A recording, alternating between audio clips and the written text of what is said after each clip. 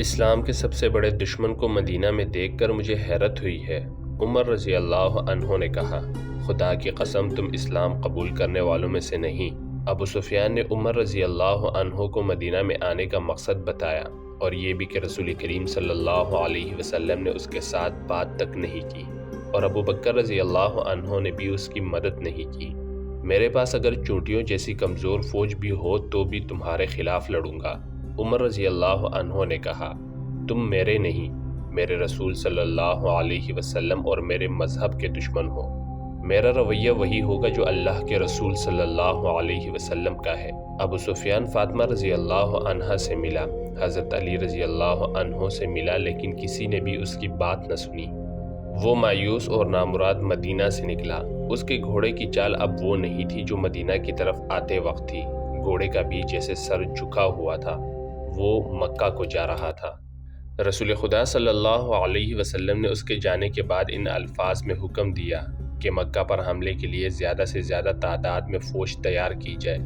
آپ صلی اللہ علیہ وسلم کے حکم میں خاص طور پر شامل تھا کہ جنگی تیاری اتنے بڑے پیمانے کی ہو کہ مکہ والوں کو فیصلہ کن شکست دے کر قریش کو ہمیشہ کے لیے تہ و تیغ کر لیا جائے۔ اس کے علاوہ حضور صلی اللہ علیہ وسلم نے فرمایا کہ کوچ بہت تیز ہوگا اور اسے ایسا خفیہ رکھا جائے گا کہ مکہ والوں کو بے خبری میں دبوچ لیا جائے یا مکہ کے قریب اتنی تیزی سے پہنچا جائے کہ قریش کو مہلت نہ مل سکے کہ وہ اپنے اتحادی قبائل کو مدد کے لیے بلا سکے۔ مدینہ میں مسلمانوں نے راتوں کو بھی سونا چھوڑ دیا۔ جدھر دیکھو تیر تیار ہو رہے تھے، تیروں سے بھری ہوئی ترکشوں کے انبار لگتے جا رہے تھے، برچھیاں بن رہی تھیں، گھوڑے اور اونٹ تیار ہو رہے تھے، تلواریں تیز ہو رہی تھیں، عورتیں اور بچے بھی جنگی تیاریوں میں مصروف تھے۔ رسول اکرم صلی اللہ علیہ وسلم اور صحابہ کرام رضی اللہ عنہم بھاگتے دوڑتے نظر آتے تھے۔ مدینہ میں ایک گھر تھا جس کے اندر کوئی اور ہی سرگرمی تھی۔ وہ غیر مسلم گھرانہ تھا۔ وہاں ایک اجنبی آیا بیٹھا تھا۔ گھر میں ایک بوڑھا تھا، ایک ادھیڑ عمر آدمی، ایک جوان لڑکی، ایک ادھیڑ عمر عورت اور 2-3 بچے تھے۔ میں مسلمانوں کے ارادے دیکھ آیا ہوں، اجنبی نے کہا۔ ان کا ارادہ ہے کہ مکہ والوں کو بے خبری میں جا لیں۔ بلا شک و شبہ محمد صلی اللہ علیہ وسلم جنگی چالوں کا ماہر ہے۔ اس نے جو کہا ہے وہ کر کے دکھا دے گا۔ ہم کیا کر سکتے ہیں؟ بوڑھے نے پوچھا۔ میرے بزرگ، اجنبی نے کہا، ہم اور کچھ نہیں کر سکتے، لیکن ہم مکہ والوں کو خبردار کر سکتے ہیں کہ تیار رہو اور ادھر ادھر کے قبیلوں کو اپنے ساتھ ملا لو اور مکہ کے راستے میں کہیں گھات لگا کر مسلمانوں پر ٹوٹ پڑو۔ مکہ پہنچنے تک ان پر شب خون مارتے رہو۔ مسلمان جب مکہ پہنچیں گے تو ان کا دم خم ٹوٹ چکا ہوگا۔ قسم اس کی جسے میں پوچھتا ہوں، بوڑھے نے جوشیلی آواز میں کہا، تم عقل والے ہو، تم خدائے یہودا کے سچے پجاری ہو۔ خدائے یہودا نے تمہیں عقل و دانش عطا کی ہے، کیا تم مکہ نہیں جا سکتے؟ نہیں، اجنبی نے کہا۔ مسلمان ہر غیر مسلم کو شک کی نگاہ سے دیکھ رہے ہیں۔ یہ جانتے ہیں کہ میں یہودی ہوں، وہ مجھ پر شک کریں گے، میں اپنی جان پر کھیل جاؤں گا۔ مجھے ان یہودیوں کے خون کا انتقام لینا ہے جنہیں مسلمانوں نے قتل کیا تھا۔ میرے رگوں میں بنو قریظہ کا خون دوڑ رہا ہے۔ یہ میرا فرض ہے کہ مسلمانوں کو ضربے لگاتا رہوں، اور میں اپنا یہ فرض ادا نہ کروں تو خدائے یہودا مجھے اس کتے کی موت مارے جس کے جسم پر خارش اور پھوڑے ہوتے ہیں اور وہ تڑپ تڑپ کر مرتا ہے۔ لیکن میں نہیں چاہتا کہ میں پکڑا جاؤں۔ میں مسلمانوں کو ڈنگ مارنے کے لیے زندہ رہنا چاہتا ہوں۔ میں بوڑھا ہوں۔ بوڑھے نے کہا، مکہ دور ہے، گھوڑے یا اونٹ پر اتنا تیز سفر نہیں کر سکوں گا کہ مسلمانوں سے پہلے مکہ پہنچ جاؤں۔ یہ کام بچوں اور عورتوں کا بھی نہیں۔ میرا بیٹا ہے مگر بیمار ہے۔ اس انعام کو دیکھو جو ہم تمہیں دے رہے ہیں۔ اجنبی یہودی نے کہا، یہ کام کر دو۔ انعام کے علاوہ ہم تمہیں اپنے مذہب میں شامل کر کے اپنی حفاظت میں لے لیں گے۔ کیا یہ کام میں کر سکتی ہوں؟ ادھیڑ عمر عورت نے کہا، تم نے مجھے اونٹنی کے پیٹھ پر کبھی نہیں دیکھا۔ اتنی تیز اونٹنی مدینہ میں کسی کے پاس نہیں ہے۔ ہاں، یہودی نے کہا، تم یہ کام کر سکتی ہو۔ اونٹوں اور بکریوں کو باہر لے جاؤ، تمہاری طرف کوئی دھیان نہیں دے گا۔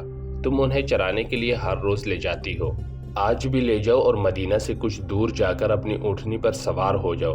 اس نے ایک کاغذ اس عورت کو دیتے ہوئے کہا، اسے اپنے سر کے بالوں میں چھپا لو۔ اونٹنی کو دوڑاتی لے جاؤ اور مکہ میں ابو سفیان کے گھر جاؤ اور بالوں میں سے یہ کاغذ نکال کر اسے دے دو۔ لاؤ، عورت نے کاغذ لیتے ہوئے کہا۔ میرا انعام میرے دوسرے ہاتھ پر رکھ دو اور اس یقین کے ساتھ میرے گھر سے جاؤ کہ مسلمان مکہ سے واپس آئیں گے تو ان کی تعداد آدھی بھی نہیں ہوگی اور ان کے سر جھکے ہوئے ہوں گے اور شکست ان کے چہروں پر لکھی ہوگی۔ یہودی نے سونے کے 3 ٹکڑے عورت کو دیے اور بولا، یہ اس انعام کا نصف حصہ ہے جو ہم تمہیں اس وقت دیں گے جب تم یہ پیغام ابو سفیان کے ہاتھ میں دے کر واپس آ جاؤ گی۔ اگر میں نے کام کر دیا اور زندہ واپس نہ آ سکی تو باقی انعام تمہارے بیمار خاوند کو ملے گا۔ یہودی نے کہا۔ اس عورت کا کسی بھی تاریخ میں نام نہیں دیا گیا۔ اپنے اونٹ اور بکریاں چرانے کے لیے لے گئی۔ انہیں وہ ہانکتی جا رہی تھی۔ کسی نے بھی نہ دیکھا کہ اونٹوں کے پیٹھیں ننگی تھی، لیکن ایک اونٹنی سواری کے لیے تیار کی گئی تھی۔ اس کے ساتھ پانی کا مشکیزہ اور ایک تھیلا بھی بندھا ہوا تھا۔ عورت اس ریوڑ کو شہر سے دور لے گئی۔ بہت دیر گزر گئی تو یہودی نے اس جوان لڑکی کو جو گھر میں تھی کہا، وہ جا چکی ہوگی، تم جاؤ اور اونٹوں اور بکریوں کو شام کے وقت واپس لے آنا۔ وہ لڑکی ہاتھ میں گدیڑیوں والی لاٹھی لے کر باہر نکل گئی، لیکن وہ شہر سے باہر جانے کے بجائے شہر کے اندر چلی گئی۔ وہ اس طرح ادھر ادھر دیکھتی جا رہی تھی جیسے کسی کو ڈھونڈ رہی ہو۔ وہ گلیوں میں سے گزری اور ایک میدان میں جا رکی۔ وہاں بہت سے مسلمان ڈھالے اور تلواریں لیے تیغ زنی کی مشق کر رہے تھے۔ ایک طرف شتر دوڑ ہو رہی تھی اور تماشائیوں کا بھی ہجوم تھا۔ لڑکی اس ہجوم کے ارد گرد گھومنے لگی۔ یہ کسی کو ڈھونڈ رہی تھی۔ اس کے چہرے پر پریشانی کے آثار تھے جو بڑھتے جا رہے تھے۔ اس کے قدم تیزی سے اٹھنے لگی۔ ایک جوان سال آدمی نے اسے دیکھ لیا اور بڑی تیز چلتا اس کے پیچھے گیا۔ قریب پہنچ کر اس نے دھیمی آواز میں کہا، زاریہ۔ لڑکی نے چونک کر پیچھے دیکھا اور اس کے چہرے سے پریشانی کا تاثر اڑ گیا۔ وہیں آ جاؤ، زاریہ نے کہا اور وہ دوسری طرف چلی گئی۔ زاریہ کو وہاں پہنچتے خاصا وقت لگ گیا جہاں وہ عورت اونٹوں اور بکریوں کو لے جایا کرتی تھی۔ اونٹ اور بکریاں وہیں تھیں، وہ عورت اور اس کی اونٹنی وہاں نہیں تھی۔ زاریہ وہاں اس انداز سے بیٹھ گئی جیسے بکریاں چرانے آئی ہو۔ وہ بار بار اٹھتی اور شہر کی طرف دیکھتی تھی۔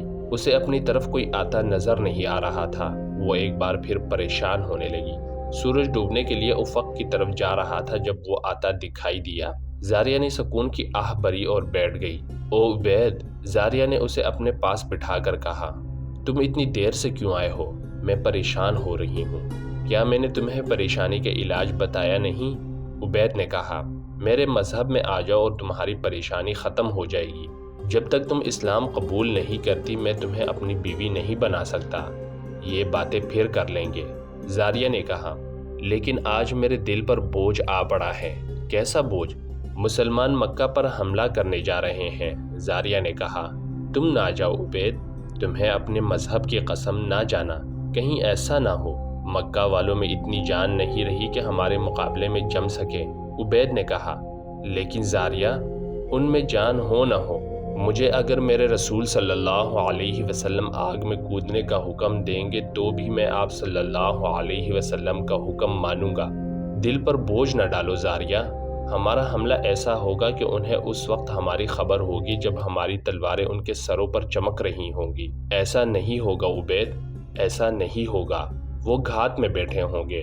آج رات کے پچھلے پہر یا کل صبح ابو سفیان کو پیغام مل جائے گا کہ مسلمان تمہیں بے خبری میں دبوچنے کے لیے آ رہے ہیں۔ تم نہ جانا عبید، قریش اور ان کے دوست قبیلے تیار ہوں گے۔ کیا کہہ رہی ہو زاریہ؟ عبید نے بدک کر پوچھا۔ ابو سفیان کو کس نے پیغام بھیجا ہے؟ ایک یہودی نے، زاریہ نے کہا، اور پیغام میرے بڑے بھائی کی بیوی لے کر گئی ہے۔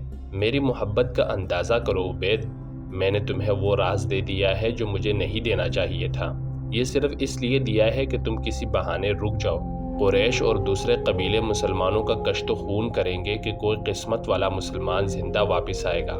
عبید نے اس سے پوچھ لیا کہ اس کے بھائی کی بیوی کس طرح اور کس وقت روانہ ہوئی ہے۔ عبید اٹھ کھڑا ہوا اور زاریہ جیسی حسین اور نوجوان لڑکی اور اس کی والہانہ محبت کو نظر انداز کر کے شہر کی طرف دوڑ پڑا۔ اسے زاریہ کی آوازیں سنائی دیتی رہیں، عبید رک جاؤ، عبید، اور عبید زاریہ کی نظروں سے اوجھل ہو گیا۔ رسول کریم صلی اللہ علیہ وسلم کو پوری تفصیل سے بتایا گیا کہ ایک عورت بڑی تیز رفتار اونٹنی پر ابو سفیان کے نام پیغام اپنے بھالوں میں چھپا کر لے گئی ہے۔ اسے ابھی راستے میں ہونا چاہیے تھا۔ رسول کریم صلی اللہ علیہ وسلم نے اسی وقت حضرت علی رضی اللہ عنہ اور حضرت زبیر رضی اللہ عنہ کو بلا کر اس عورت کی اور اس کی اونٹنی کی نشانیاں بتائیں اور انہیں اس عورت کو راستے میں پکڑنے کو بھیج دیا۔ حضرت علی رضی اللہ عنہ اور حضرت زبیر رضی اللہ عنہ کے گھوڑے عربی نسل کے تھے اور انہوں نے اسی وقت گھوڑے تیار کیے اور ایڑیں لگا دیں۔ اس وقت سورج غروب ہو رہا تھا۔ دونوں شاہ سوار مدینہ سے دور نکل آئے تو سورج غروب ہو گیا۔ اگلے دن کا سورج طلوع ہوا تو حضرت علی رضی اللہ عنہ اور حضرت زبیر رضی اللہ عنہ کے گھوڑے مدینہ میں داخل ہوئے۔ ان کے درمیان ایک اونٹنی تھی جس پر ایک عورت سوار تھی۔ مدینہ کے کئی لوگوں نے اس عورت کو پہچان لیا۔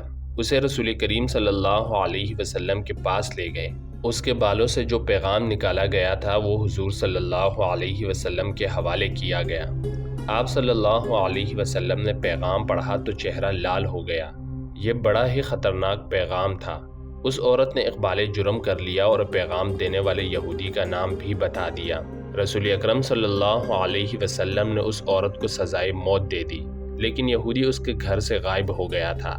اگر یہ پیغام مکہ پہنچ جاتا تو مسلمانوں کا انجام بہت برا ہوتا۔ مکہ پر فوج کشی کی قیادت رسول اللہ صلی اللہ علیہ وسلم فرما رہے تھے۔ رسول اللہ صلی اللہ علیہ وسلم نے تیاریوں کا جائزہ لیا اور کوچ کا حکم دے دیا۔ اسلامی لشکر کی تعداد 10,000 پیادہ اور سوار تھی۔ اس لشکر میں مدینہ کے ارد گرد کے وہ قبیلے بھی شامل تھے جو اسلام قبول کر چکے تھے۔ مورخین نے لکھا ہے کہ یہ لشکر مکہ جا رہا تھا تو راستے میں 2-3 قبیلے اس لشکر میں شامل ہو گئے۔ تقریباً تمام مسلم اور غیر مسلم مورخوں نے لکھا ہے کہ رسول خدا صلی اللہ علیہ وسلم کی قیادت میں اس لشکر کی پیش قدمی غیر معمولی طور پر تیز تھی اور یہ مسلمانوں کا پہلا لشکر تھا جس کی نفری 10,000 تک پہنچی تھی۔ یہ لشکر مکہ کے شمال مغرب میں ایک وادی مرع الزہر میں پہنچ گیا جو مکہ سے تقریباً 10 میل دور ہے۔ اس وادی کا ایک حصہ وادی فاطمہ کہلاتا ہے۔ رسول اکرم صلی اللہ علیہ وسلم اس مقصد میں کامیاب ہو چکے تھے کہ اہل مکہ کو اسلامی لشکر کی آمد کی اطلاع نہ ہو۔ اب خبر ہو بھی جاتی تو کوئی فرق نہیں پڑتا تھا۔ اب قریش دوسرے قبیلوں کو مدد کے لیے بلانے نہیں جا سکتے تھے۔ رسول اکرم صلی اللہ علیہ وسلم نے کسی نہ کسی بحروب میں اپنے آدمی مکہ کے قریب گرد و نواح میں بھیج دیے تھے۔ تھوڑی دیر آرام کر کے اسلامی لشکر مکہ کی طرف چل پڑا۔ جعفہ ایک مقام ہے جہاں لشکر کا ہراول دستہ پہنچا تو مکہ کی طرف سے چھوٹا سا ایک قافلہ آتا دکھائی دیا۔ اسے قریب آنے دیا گیا۔ دیکھا وہ قریش کا ایک سرکردہ آدمی عباس تھا جو اپنے پورے خاندان کو ساتھ لیے مدینہ کو جا رہا تھا۔ یہ وہ شخص تھا جس نے حضرت عباس رضی اللہ عنہ کے نام سے تاریخ اسلام میں شہرت حاصل کی۔ یہ آپ صلی اللہ علیہ وسلم کے چچا حضرت عباس رضی اللہ عنہ بن عبد المطلب تھے۔ انہیں رسول اکرم صلی اللہ علیہ وسلم کے حضور لے جایا گیا۔ کیوں عباس؟ رسول اکرم صلی اللہ علیہ وسلم نے کہا، کیا تو اس لیے مکہ سے بھاگ نکلا ہے کہ مکہ پر قیامت ٹوٹنے والی ہے؟ خدا کی قسم مکہ والوں کو خبر ہی نہیں کہ محمد صلی اللہ علیہ وسلم کا لشکر ان کے سر پر آ گیا ہے۔ عباس رضی اللہ عنہ نے کہا، اور میں تیری اطاعت قبول کرنے کو مدینہ جا رہا تھا، میری نہیں عباس۔ رسول خدا صلی اللہ علیہ وسلم نے کہا، اطاعت اس اللہ کی قبول کرو جو وحدہ لا شریک ہے اور وہی عبادت کے لائق ہے، میں اس کا بھیجا ہوا رسول ہوں۔ حضرت عباس رضی اللہ عنہ نے اسلام قبول کر لیا۔ رسول کریم صلی اللہ علیہ وسلم نے انہیں گلے لگا لیا۔ عباس رضی اللہ عنہ بن عبد المطلب آپ صلی اللہ علیہ وسلم سے تقریباً 3 سال بڑے تھے اور آپ صلی اللہ علیہ وسلم بچپن میں ان کے ساتھ کھیلا کرتے تھے۔ حضرت عباس رضی اللہ عنہ بن عبد المطلب کے قبول اسلام کے وقت کے حوالے سے اختلاف پایا جاتا ہے۔ مشہور قول یہ ہے کہ آپ رضی اللہ عنہ غزوہ خیبر کے بعد اسلام قبول کر چکے تھے اور حضور صلی اللہ علیہ وسلم کی ہدایت پر ہی ابھی تک مکہ میں مقیم تھے۔ آپ صلی اللہ علیہ وسلم کو مسرت اس سے ہوئی کہ اہل قریش مکہ میں بے فکر اور بے غم بیٹھے تھے۔ حضرت عباس رضی اللہ عنہ نے جب یہ صورتحال دیکھی تو انہوں نے رسول اللہ صلی اللہ علیہ وسلم سے کہا کہ اہل قریش آخر ہمارا اپنا خون ہے۔ 10,000 کے اس لشکر کے قدموں میں قریش کے بچے اور عورتیں بھی کچلی جائیں گی۔ عباس رضی اللہ عنہ نے رسول اللہ صلی اللہ علیہ وسلم کو یہ بھی بتایا کہ قریش میں اسلام کی قبولیت کی ایک لہر پیدا ہو گئی ہے۔ کیا یہ مناسب نہ ہوگا کہ انہیں صلح کا ایک اور موقع دیا جائے؟ رسول اکرم صلی اللہ علیہ وسلم نے عباس رضی اللہ عنہ سے کہا کہ وہ ہی مکہ جائیں اور ابو سفیان سے کہیں کہ مسلمان مکہ پر قبضہ کرنے آ رہے ہیں۔ اگر اہل مکہ نے مقابلہ کیا تو کسی کو زندہ نہیں چھوڑا جائے گا، مکہ شہر مسلمانوں کے حوالے کر دیا جائے۔ رسول اکرم صلی اللہ علیہ وسلم نے عباس رضی اللہ عنہ کو نہ صرف مکہ جانے کی اجازت دی بلکہ انہیں اپنا خچر بھی دے دیا جو آپ صلی اللہ علیہ وسلم گھوڑے کے علاوہ اپنے ساتھ رکھتے تھے۔ ابو سفیان مدینہ سے جو تاثر لے کر گیا تھا وہ اس کے لیے بڑا ہی ڈراؤنا اور خطرناک تھا۔ وہ تجربہ کار آدمی تھا، وہ مسلمانوں کی شجاعت اور عزم کی پختگی سے بھی واقف تھا۔ اسے ہر لمحہ دھڑکا لگا رہتا تھا کہ مسلمان مکہ پر حملہ کریں گے۔ اس کی بیوی ہند اور اس کے سالار اکرمہ اور صفوان اس کا حوصلہ بڑھاتے رہتے تھے، لیکن اسے اپنی ذاتی وقار کی اور اپنے قبیلے کی تباہی نظر آ رہی تھی۔ وہ ہر وقت بے چین رہنے لگا تھا۔ ایک روز وہ اس قدر بے چین ہوا کہ گھوڑے پر سوار ہو کر مکہ سے باہر چلا گیا۔ اس کی کوئی حس اسے بتا رہی تھی کہ کچھ ہونے والا ہے۔ اس کے دل پر گھبراہٹ طاری ہوتی چلی گئی۔ اس نے اپنے آپ سے کہا کہ ہوگا یہی کہ مسلمان مکہ پر حملہ کرنے آ جائیں گے۔